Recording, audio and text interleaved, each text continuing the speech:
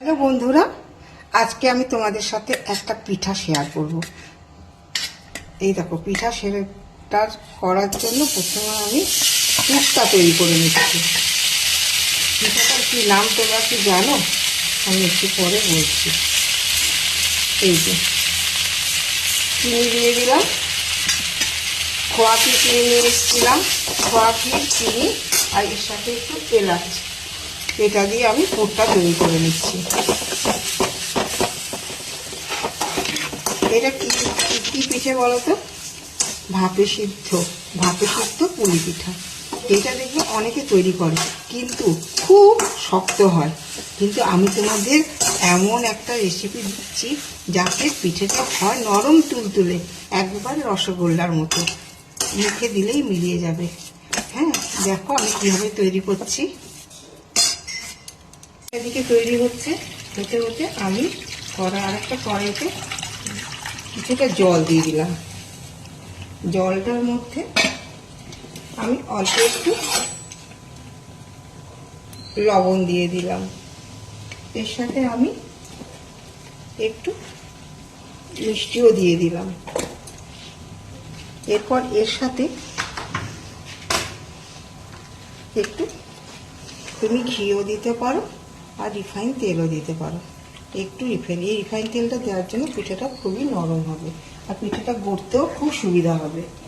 এরপর এই যে জলটা আমার টকবক করে ফুটে উঠছে, জলটা ফুটে ওঠার সঙ্গে সঙ্গে আমি চালের গুঁড়িটা দিয়ে দেবো। এই দেখো বন্ধুরা, জলটা এবারে ফুটে উঠেছে, আমি এতে চালের গুঁড়িটা দিয়ে দিচ্ছি।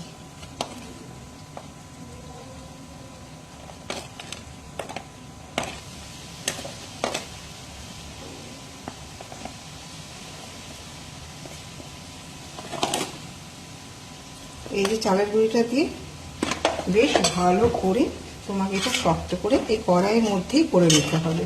এটা কিন্তু নামিয়ে পড়লে হবে না, সেই নরম জিনিসটা হবে না, এটা কড়াইয়ের মধ্যেই তোমাকে করতে হবে। দেখো এটা কেমন ধীরে ধীরে এই শক্ত হয়ে আসছে। হ্যাঁ, এরকম শক্ত তোমাকে করে নিতে হবে, অনেকটা শক্ত করতে হবে।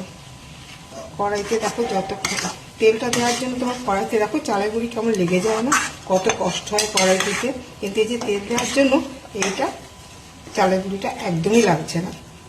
চালের গুঁড়িটা কি সুন্দরভাবে দেখো তেল ছেড়ে দিয়েছে, কি সুন্দর। এখন তো পিঠে পুলির দিন, অনেক পিঠেই আমি জানি, সেগুলো পরে পরে করবো। এটা হচ্ছে, এটাতে আমি করছি, এটা ভাপে সিদ্ধ।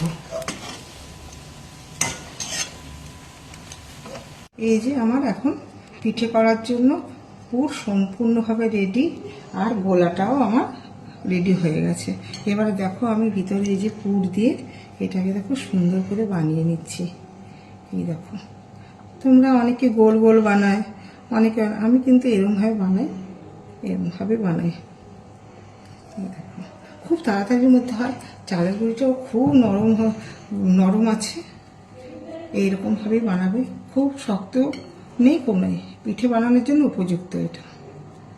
এই দেখো এরকমভাবে আমি পুরো পিঠেগুলো সবগুলোই একবারে পরপর বানিয়ে নিচ্ছি। দেখো পিঠেগুলো আমার সব তৈরি হয়ে গেছে, এরকমভাবে আমি পিঠেগুলো সব তৈরি করে নিয়েছি। এরপর আমি কি করছি, এরপর তোমায় আমি দেখাচ্ছি। পিঠে হয়ে গেছে, পিঠেগুলো সব রেডি। তো দেখো আমার পিঠেটা এখন সম্পূর্ণভাবে রেডি। যখনই পিঠেগুলো জলের উপর ভেসে উঠবে তখনই এটাকে নামিয়ে নেবে। জলের উপর না ফাঁসটা তোমাকে নামানো চলবে না। দেখো এই যে পুরোটাই নামিয়ে নিলাম, পিঠেটা আমি সব নামিয়ে নিলাম। তোমরা এটা একবার করে দেখো, যদি তোমাদের করে ভালো লাগে তবে একটা লাইক দিয়ে বন্ধুরা আমার পাশে দেখো। Good night.